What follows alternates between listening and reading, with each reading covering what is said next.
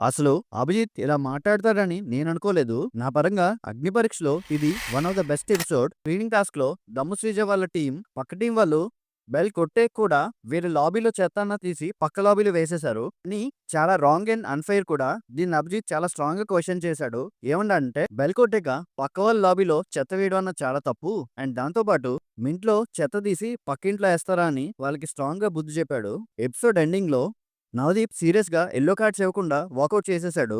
అప్పుడు కంటెస్టెంట్స్ ఏదో ఎక్స్‌ప్లెయిన్ చేయబోతుంటే అభిజిత్ ఇలా అన్నాడు.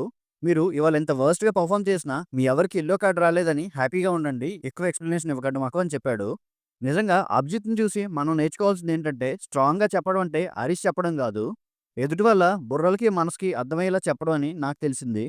అభిజిత్ ఇలానే ఇనిషియేటివ్ తీసుకుంటే బాగుంటదని నాకనిపించింది. మీకు అలానే అనిపిస్తే వీడియోని లైక్ చేయండి. కంటెంట్ నచ్చితే ఛానెల్‌ని సబ్స్క్రైబ్ చేయండి. థాంక్ యూ అండ్ జై హింద్.